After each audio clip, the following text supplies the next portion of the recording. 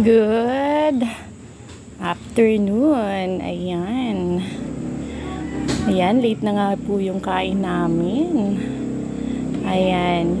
Yung pusit na galing sa San Roque at yung pusit na binili ko sa aming kapitbahay ay pinagsama ko na. Kasi mamaya hinati na ni Papa para mamayang gabi naman yung ibang pusit ay nilagay ko muna sa freezer. May tira pa nga eh. Yun yung lulutuin naman ni Mama mamayang gabi. At madami nga naman. Ayan. Ayan yung lulutuin ni Papa na adobo sa gata. Ayan. Si Papa ngayon na magluluto. Masarap yan si Papa magluto ng ganyan. Adobo sa gata. Ayan. Nilinis na nga ni Papa ang pusit. Ayan. Magkukudkod na rin siya ng nyog na ilalagay sa pusit. Ayan. Pawis na pawis nga si Papa. Galing pa sila sa ilog. Kasama si Mama. Mga bata. Doon sila naglaba. Magbanlaw lang naman sila dito. Si Mama naglalaba sa bahay. Ayan. Ayan, sinalang na nga ni Papa. Nilagyan niya na ng paminta at ng gata. Ayan, pinapalambot na yung pusit. Ayan.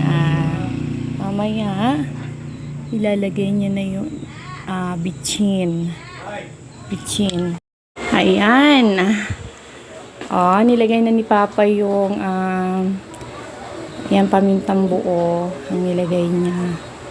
Then, bitchin, laurel, at kunting asin. Madali lang naman lutuin to. Ayan. Naparami nga yung lagay ni Papa ng unang gata. Kaya babawasan niya yan kasi meron pang pangalawang gata. Ayan. Galing sila sa ilog. Doon sila nabanlaw. Sila Mama at Papa. At mahirap magbanlaw dito sa bahay. Gusto ni Mama ay isahang banlaw na. Mas mabilis kasi sa ilog magbanlaw. Ayan. Ayan na nga. Nilagyan pa ni Papa ng bawang at sibuyas. Ayan. Ganyan siya magluto. Talaga naman nakakatakam ang ganitong ulam. Napaka-fresh ng pusit. Ang sarap. Ang sarap ng adobong gata. Ang lasa pati ni Papa magluto ng ganyan. Ayan, napakainit ng panahon. Napakaganda ng panahon ngayon. Sobrang init. Kaninang umaga ay hanggang alas 8 yata yun, alas 9. Walang kuryente dito sa amin. Sobrang init. Pero bumalik din naman yung yung kuryente. Ayan. Medyo malapit na nga po ang pusit maluto. Nilagyan na nga ni Mama ni Papa ng sili. Para hindi siya malansa. Ayan, meron na rin laurel. Ayan, medyo natutong pa nga at nakalimutan. Pasensya na kayo sa boses ko at hanggang ngayon ay medyo masakit pa yung lalamunan ko. Ayan, nilagay na po ni Papa yung pangalawang gata. Ayan. Naku, talaga namang masarap na. Masarap na siyang tingnan. Ayan. At si Papa ay gusto nang kumain. Kasi si Mama ay napagod. Ayun, nakatulog sa kwarto. Si Papa na nagluto. Ayan, medyo naparami yung bitchin ni Papa. Hindi na control. Ayan.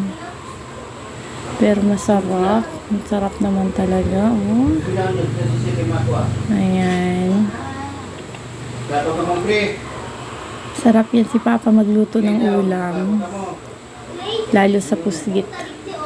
Ayan. Kikita nyo nga at nagtututong-tutong na nga. Ayan. Talagang ang sarap. Ayan. May kunti pa siyang asin na nilagay. Ayan, malapit na. Pwede nang iserve. Pwede nang kumain. Yung mga anak ko, mga busog pa daw, mamaya pakakain. Pag mga gutom na yan ay nasabi man na lang, makakain na sila. Ayan, okay na. So, yan na. Kain po tayo, guys. Ayan, luto na po ang ginataang pusit. O, inadobo sa gata na pusit. Ayan. Pag dito sa Bicol, mananawa ka talaga sa seafoods. Ayan. Oh. Kita nyo naman, ang sarap. Pero yung asawa ko ay dinadayat talaga niya ako. Kunti lang ako kumain, kunti lang ang kanin. Mahigpit yan sa akin. Ayan. Talagang okay lang maraming ulam basta kanin, kunti lang. Ayan, nasa tabi ko pati yan. Kaya hindi pwedeng marami ang kanin. Ayan, si Papa, di na nakapagpigil. Ayan na, grabe ang subo, sunod-sunod. Ayan, talaga naman ang sarap. Ayan, thank you for watching everyone.